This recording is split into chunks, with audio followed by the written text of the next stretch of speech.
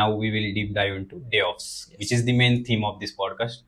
Because DevOps में भी सीख रहा हूँ अभी, मेरा भी बहुत ज़्यादा इंटरेस्ट है DevOps फील्ड में. So it's like interesting questions मेरे माइंड में भी है, और फ्रेशर्स या फिर स्टूडेंट्स को भी जो DevOps सीखना चाहते हैं उनके माइंड में भी बहुत ज़्यादा क्वेश्चंस होते हैं कि क्या करना चाहिए, एंट्री लेवल जॉब्स होते हैं, कोडिंग कितनी की जाती है. So first of all I guess let just start with कि आपको जो ट्रेनिंग दी गई DevOps इंजीनियर बनने के लिए, उसका क्या रोड मैप था. अगर किसी को DevOps इंजीनियर बनना है, क्या क्या टूल्स एंड टेक्नोलॉजी सीखने पड़ेंगे, क्या पूरा रोड मैप होता है? सो डेवॉप का रोड मैप जो है उसे हम 2 स्टेज में डिवाइड करेंगे, स्टेज 1, स्टेज 2. ठीक है. तो स्टेज 1 में जो है फ्रेशर्स को सबसे पहले लिनक्स सीखना चाहिए, लिनक्स ऑपरेटिंग सिस्टम, लिनक्स के कमांड सीखने चाहिए. उसके बाद उन्हें शेल स्क्रिप्टिंग पे आना चाहिए, शेल स्क्रिप्टिंग सीखना चाहिए. तीसरी चीज उन्हें क्लाउड फंडामेंटल सीखनी चाहिए, जैसे कि public cloud, private cloud, hybrid cloud, IaaC, PaaC, SaaC वगैरह सब चीज सीखनी चाहिए. चौथा है पाइथन, उन्हें पाइथन आना चाहिए, थोड़ा बेसिक टू भी पाइथन आना चाहिए. और पांचवा है कोई भी cloud platform, for example AWS, Azure, GCP, Oracle, जिसके साथ भी कंफर्टेबल है, तो उन्हें ये सब 5 चीजें प्लेटफॉर्म स्टेज 1 में सीखनी चाहिए. अगर आप स्टेज 1 में ये 5 चीजें अच्छे से सीख लोगे तो आपका जो फंडामेंटल फाउंडेशन है बहुत स्ट्रांग हो जाएगा, तो आप स्टेज 2 को इजीली परफॉर्म कर पाओगे. अब फिर बारी आती है स्टेज 2 की. तो स्टेज 2 में आपको स्टार्ट करना चाहिए जेंकिंस के साथ, जो कि है CI/CD ऑटोमेशन टूल. आप जेंकिंस यूज कर सकते हो, सर्कल CI यूज कर सकते हो, आपको जो कंफर्टेबल लगे आप वो टूल यूज कर सकते हो. उसके बाद आपको आना चाहिए एनसिबल पे. तो एनसिबल बेसिकली IT कॉन्फ़िगरेशन टूल है, तो आपको एनसिबल भी सीखना पड़ेगा क्योंकि वो बहुत यूजफुल है. उसके बाद है स्प्लंक. स्प्लंक सीख सकते हो या फिर डेटाडॉग सीख सकते हो, जो कि है मॉनिटरिंग टूल, जिसमें आप लॉग्स वगैरह सब मॉनिटर कर सकते हो आपके हिसाब से. उसके बाद आपको सीखना पड़ेगा जीरा. तो जीरा बेसिकली एक टिकट मैनेजमेंट टूल है, जिसपे आप टिकट रेस कर सकते हो और टिकट मैनेज कर सकते हो और पूरी प्लानिंग कर सकते हो आपके स्प्रिंट की. उसके बाद आपको सीखना पड़ेगा कॉन्फ्लुएंस. तो कॉन्फ्लुएंस भी बेसिकली जीरा जैसे ही है, वो सिर्फ नॉलेज शेयरिंग के लिए मोस्टली कॉन्फ्लुएंस. उसके बाद आपको मेवन सीखना पड़ेगा, मेवन या फिर ग्रिडल सीख सकते हो आप. तो maven ग्रिडल basically build and automation tool है. उसके बाद आपको जाना पड़ेगा डॉकर और कुबरनेटिस पे. तो डॉकर कुबरनेटिस थोड़ा हार्ड है अगर as compare to other technologies, but अगर आप धीरे धीरे उन सब चीजों को सीख लोगे तो आपको कुछ टाइम बाद डॉकर कुबरनेटिस भी बहुत ईजी लगेगा. तो ये पूरा रोड मैप है शेल स्क्रिप्टिंग लिनक्स से लेकर डॉकर कुबरनेटिस तक. ओके, सो फंडामेंटल्स क्लियर करने के बाद गो टू एडवांस. एग्जैक्टली. सो थोड़ा सा इसको सिंपल करते हैं कि अगर कोई स्टूडेंट या फिर फ्रेशर देख रहा है, उसने अगर ये बातें अभी सुनी जो कि मोर टेक्निकल एस्पेक्ट्स है, एक काम करते हैं कि इसको एक प्रोजेक्ट के फ्लो में लेकर जाते हैं. सपोज एक प्रोजेक्ट चल रहा है, जो भी आपने टूल्स बताए वो कहाँ कहाँ किस किस टाइमलाइन में यूज होंगे, जिसकी वजह से एक फ्रेशर को या फिर किसी को भी जो भी ये पॉडकास्ट देख रहा है उसको समझ आएगा कि ये टूल इस वक्त काम में आएगा. सो थोड़ा सा एक प्रोजेक्ट के पर्सपेक्टिव ने बता दीजिए कि लाइक कहाँ कहाँ यूज होंगे ये टूल्स. ठीक है. तो सबसे पहले फॉर एग्जांपल आप एक वेबसाइट बना रहे हो, तो लेट अस कंसीडर एक ई-कॉमर्स वेबसाइट है. ठीक है.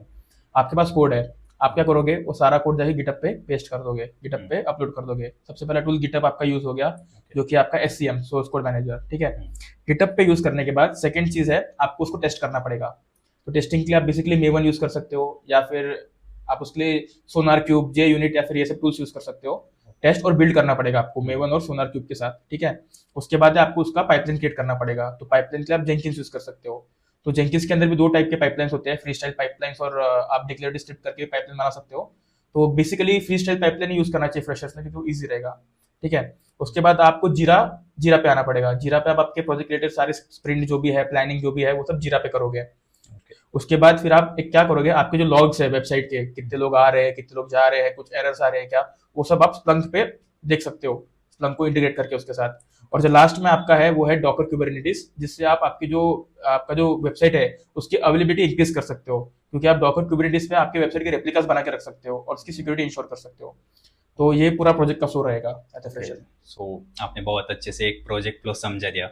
सो एक बहुत क्वेश्चन जो कि पूछा जाता है DevOps इंजीनियर से कि कोडिंग कितनी रिक्वायर्ड होती है DevOps इंजीनियर बनने के लिए. सो अगर आप किसी भी IT फील्ड में हो तो आपको कोडिंग तो लगेगी ही. ऐसा तो नहीं है कि विदाउट कोडिंग आप किसी फील्ड में सर्वाइव कर पाओगे, बट अगर मेरे हिसाब से देखें तो आपको सिर्फ बेसिक पाइथन आना चाहिए. कोडिंग में आपको ज़्यादा डीप जाना नहीं है पाइथन के अंदर.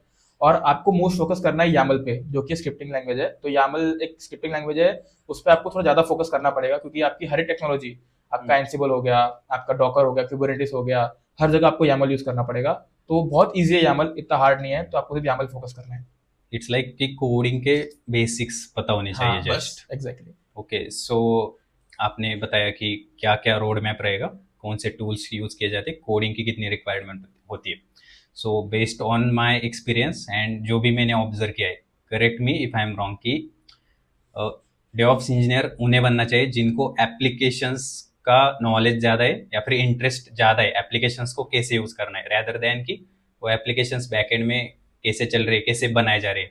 Let's take an example of Instagram की, इंस्टाग्राम के फीचर्स में बहुत अच्छे से यूज़ कर सकता हूँ कि सोशल मीडिया और मार्केटिंग, कैसे स्टोरी लगानी है, कैसे रीच बढ़ानी है, बूस्ट कैसे करना है।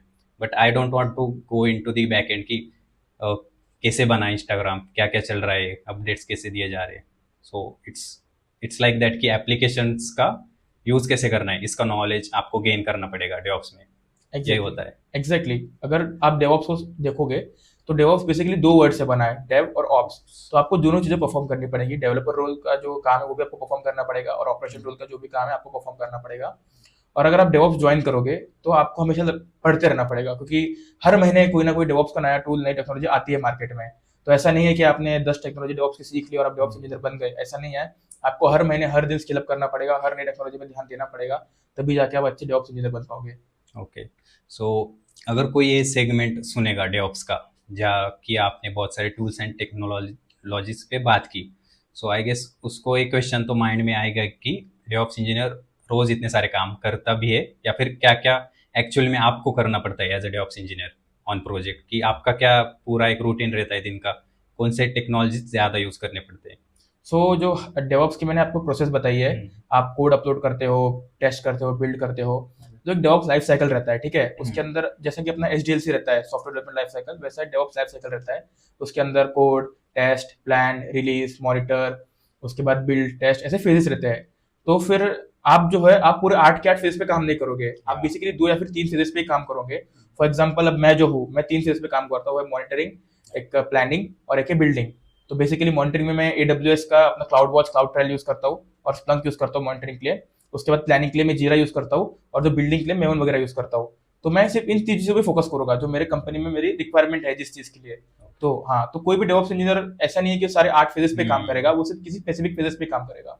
सो आपको नॉलेज तो हर किसी चीज का होना चाहिए, बट आप हर जगह काम नहीं करोगे। इट्स लाइक आपका एक फेज रहेगा, किन किन टूल्स पर काम करना है, लिमिटेड रहते। Yes. So talking about in tools पर और ज़्यादा बात करेंगे। बिफोर दैट एक फ्रेशर्स या फिर स्टूडेंट्स के लिए होता है कि आपने कौन से रिसोर्सेस यूज़ किए या फिर यूट्यूब पर किन्हें फॉलो किया डेवऑप्स सीखने के लिए, उसके बारे में थोड़ा बता दीजिए।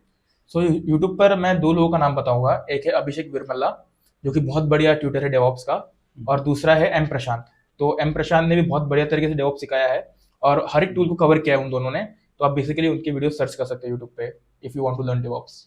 ओके, सो आप 3 फेज में अभी काम कर रहे हैं, monitoring, planning and building. So इन तीनों में कौन से टूल्स यूज़ किए जाते हैं?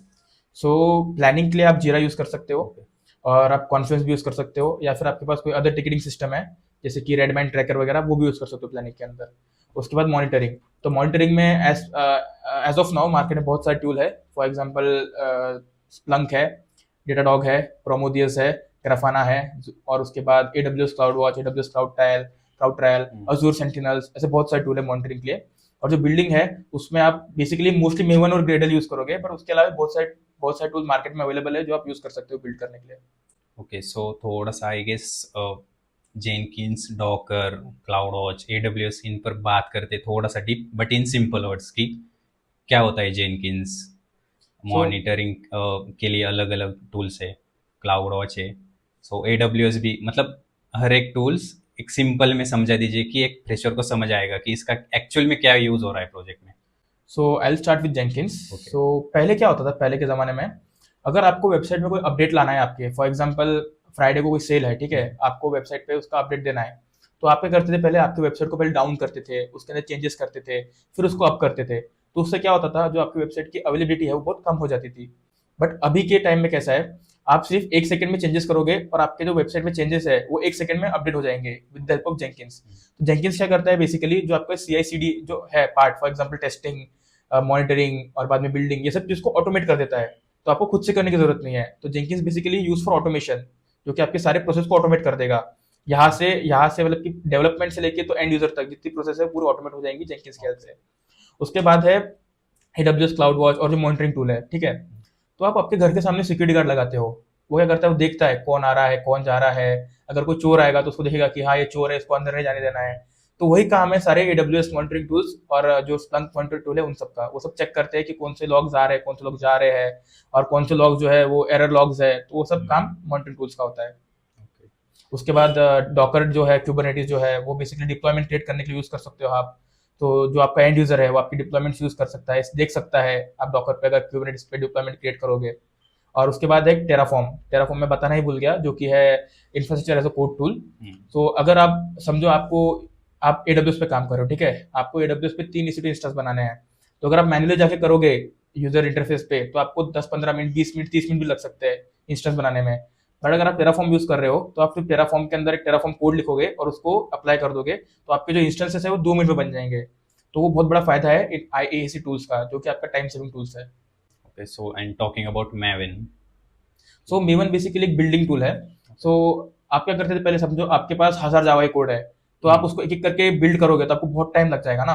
Yeah. तो मेवन वो आपकी चीज, मेवन आपके लिए वो चीज 1 सेकंड में बिल्ड कर देगा। तो वो फायदा है मेवन यूज करने का। Okay, so आपने बहुत अच्छे से समझा दिए पूरे टूल्स।